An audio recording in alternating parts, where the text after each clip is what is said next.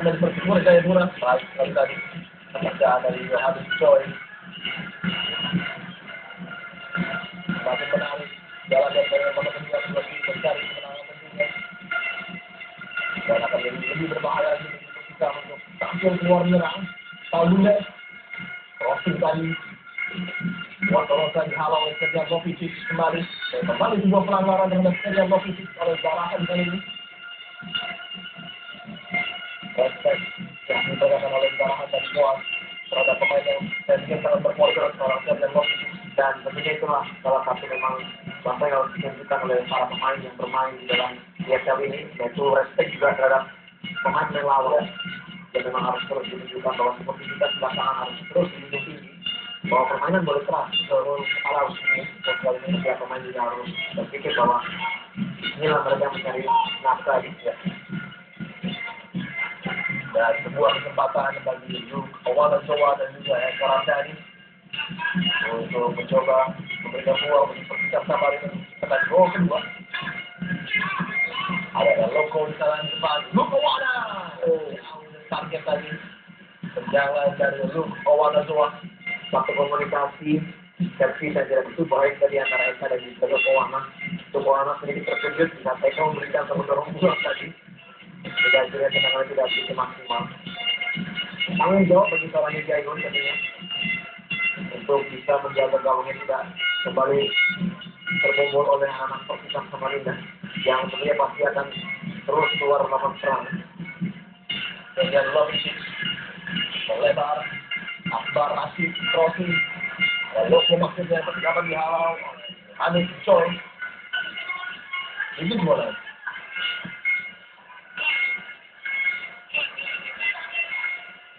Oh, lalu dihalau dari upaya dari Beto oleh Serjan Lovičić. Mencari pergerakan dari Jerry Carpe. Jadi yang sekarang dari bahwa memang karakter dari Jerry Carpe berbeda dengan Yongki. Kita lihat walaupun memiliki banyak yang besar, namun kecepatan dari Carpe tidak cepat Yongki. Tapi kan, karena di saat konsentrasi dalam daerah pertahanan tidak begitu maksimal, ini yang terjadi tadi. Ampere juga buat besar cetak gol bagi tim Persipura. Sesi latihan hari Kamis kemarin memang Danilo Rukito sangat berkonsentrasi, hampir 2 sesi dimanfaatkan untuk memperbaiki pertahanan yang memang terkadang dengan konsentrasi ya. Dan nampaknya kami dan memang juga menjadi kendala dengan memasuki menit ke-75 berpengaruh bagi konsentrasi di pertahanan Persisam Samarinda. Duel tadi dilakukan dengan Eka. Sebenarnya tidak sedikit pun menyentuh tangan daripada Ortiz. Karena bagaimana saya juga Ortiz sedikit memproses gagal jari atau pelanggaran. Roko dari hampir menjadi dan Jerry Carpe bola sudah meninggalkan lapangan.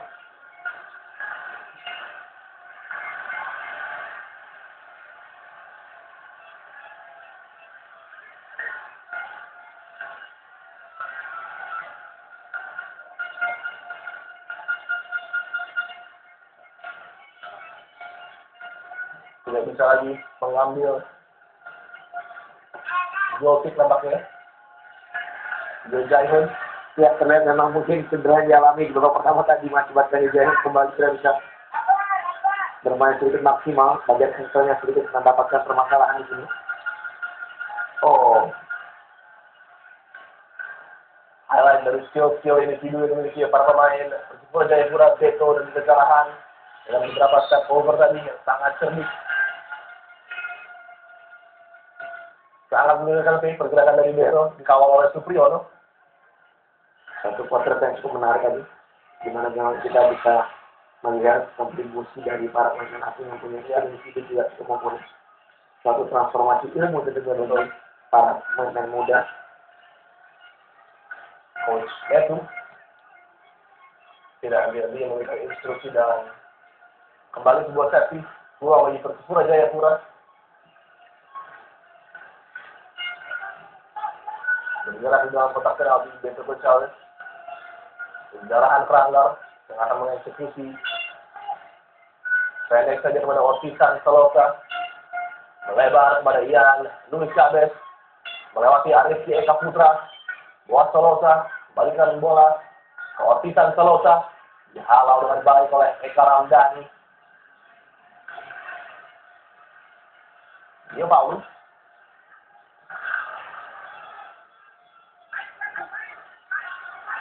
Widiantono bagi Persisam Samarinda.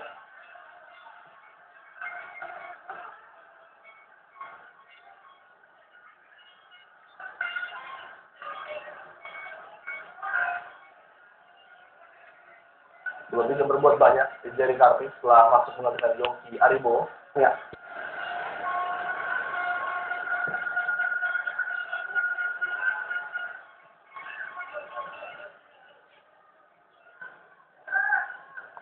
Setelah pertandingan hari ini, Persisam Samarinda akan kembali menjamu tim asal Papua, yaitu Persiwa Wamena pada tanggal 18 nanti. Ya, sekarang di sini bagaimana coach Metu dan juga coach goalkeeper yang dimiliki oleh Asipo yaitu Alan Abidudin ya, berkomunikasi untuk mungkin sedikit kembali mencari strategi apa yang harus dilakukan. Oh, offside. Betul sekali.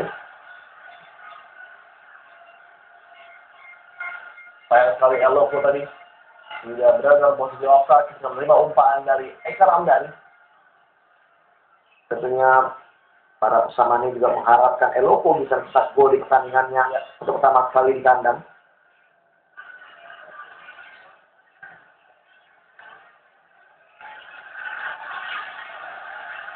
Ya, Luis Cabez perannya di babak kedua sangat-sangat signifikan, memberikan opsi lain, dimensi lain, dan membuka peluang bagi permainan Persipura Jayapura. Memang jelas berbeda jika apabila memang memainkan pemain yang lebih banyak berkarakter bertahan, otomatis untuk daya dobrak serangan sedikit berpengaruh, dan memang strategi kontradiktif dua pertama tadi memang tidak berjalan begitu baik bagi tim Persipura, dan satu perubahan cukup maksimal. Pelanggaran kita lihat sini ya, perjalanan sudah kena kasus ini. Betul. Apakah Wasit Oki akan mengirimkan atau memberikan kartu kuning kedua? Masih kita nantikan, kita lihat Wasit Oki Dwi Putra. Sebuah putar penting harus dilakukan, dan nampaknya tidak memberikan kartu kali ini bagi jarahan. Ya, tidak banget. Oh, cukup riskan masuk ke kaki dari jarahan. Ya, namun kita di sini ya memang cukup berbahaya dari tindakan dari jarahan, namun kita lihat permasalahan yang terjadi memang dianggap Oki bukan merupakan satu pelanggaran yang harus dikejar dengan kartu kuning.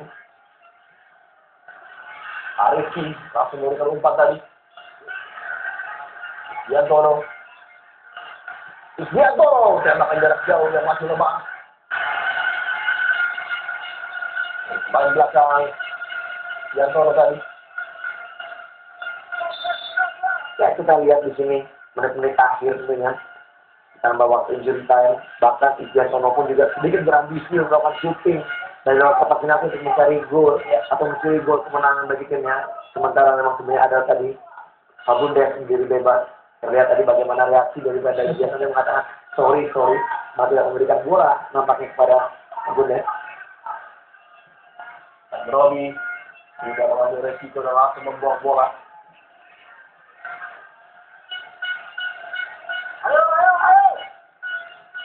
Justinus Park masih belum bisa berbuat banyak di bola di sisi sebelah kanan, di tengah dari Persipura Jayapura. Awalan yang cukup ketat dari Widiantono sedikit mematikan upaya dari bola yang kali ini kita lihat sibuk. Oh, terlalu cepat tadi kita passing ke atas pemain serangan. Jalan kali melebar kepada Ian Luis Cabez. Kembali kali ini Arifki Eka Putra menutup pergerakannya Luis Cabez. Ortisan Salosa lagi dihalau oleh Arifki Eka Putra, mantan pemain Botang FC.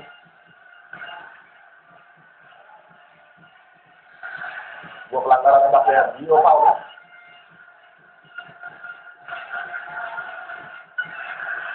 Maksudnya kepada Eloko Gonzales.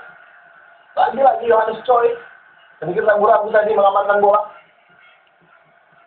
Jarahan Kelanggar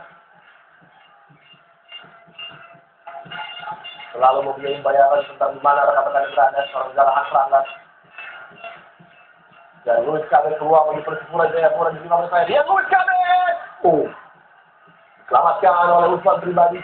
Ya, cukup menarik dari kita di sini crossing mengarah kepada Ian Discabes, di mana Ian Discabes langsung melakukan penetrasi ke sektor tengah mencari pemain yang masuk di babak kedua dari Alfadi Mokhtar.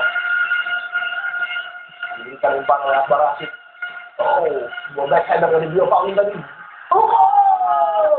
Gol Persisam Samarinda 2-1, sebuah gol dari seorang Luke Owanazoa mengejutkan Persipura Jayapura. Iya, kita lihat kembali satu kelengahan dari lini pertahanan. Persipura harus dibayar mahal kembali di menit-menit akhir. Gol tercipta bagaimana tadi clearance dari seorang Bio Pauline yang melakukan backheading mengarah kepada gawangnya sendiri, mengakibatkan bola deflected dan mengarah pada Luke Owana yang langsung melakukan satu kali pressing mengarah kepada yang jauh di Jaihun. Akhirnya Persisam sebagai tuan rumah mendapatkan keuntungan dengan gol kedua memasuki menit-menit akhir.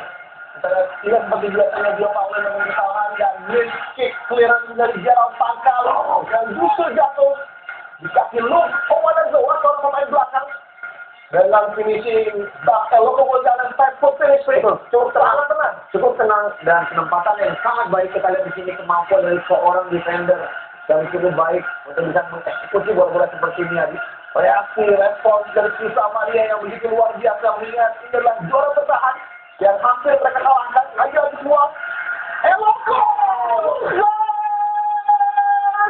gol Persisam Samarinda 3-1. Ya, terjawab sudah yang kita katakan tadi bahwa Eloko Gonzalez memang diharapkan para Pusamania untuk bisa mencetak gol pertamanya di kandangnya sendiri.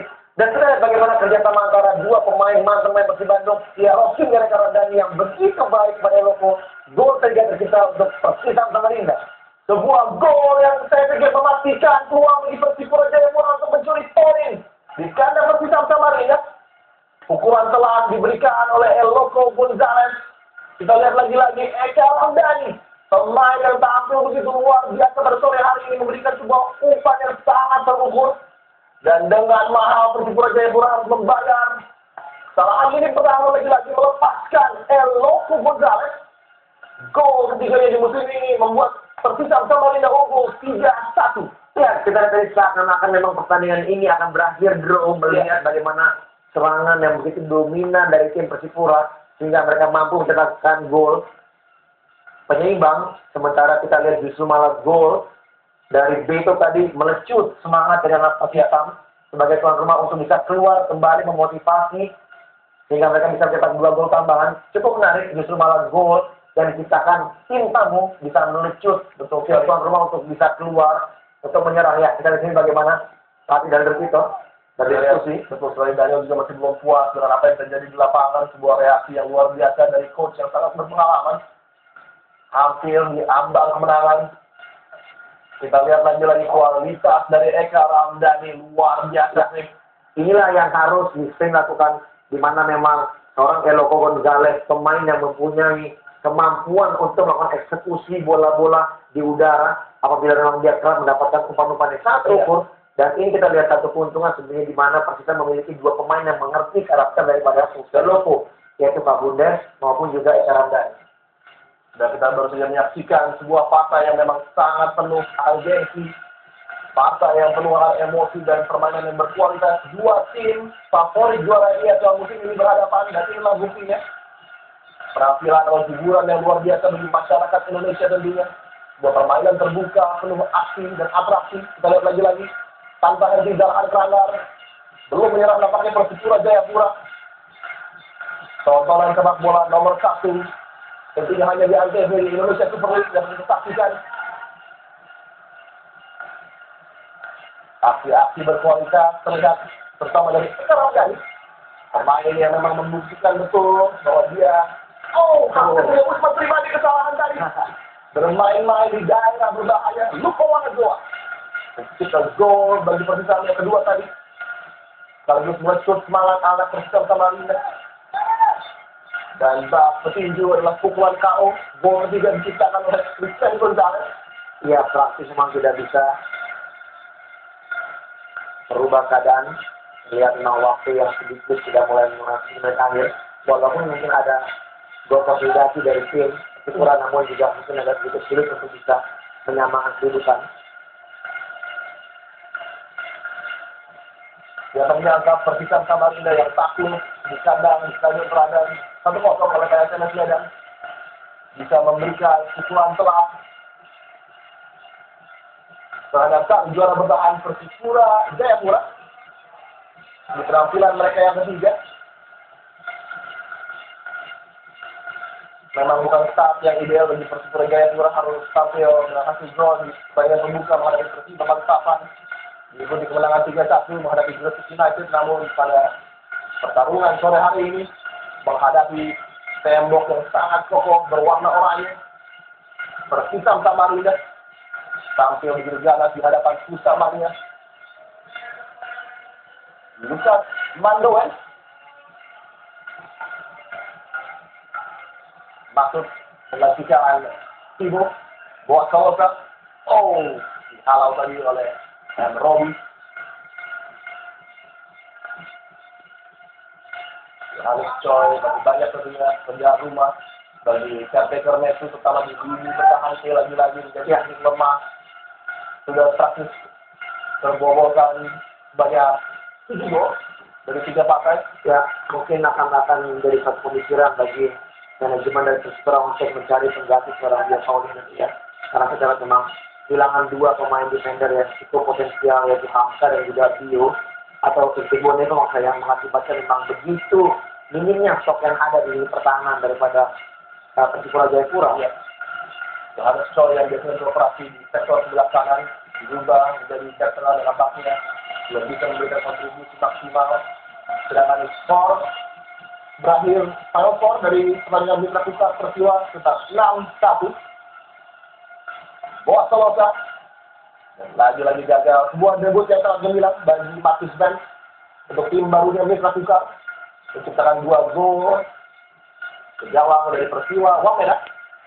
Berakhir sudah duel padat. Persisam Samarinda berhasil keluar sebagai pemenang pada kali ini, mengalahkan tim Persipura Jayapura dengan skor 3-1. Gol diciptakan Yongki Gonzalez, Luz Owanazoa, dan gol tentunya oleh Persipura diciptakan oleh Beto Gonzalez. Kita akan kembali setelah pesan besar berikut ini.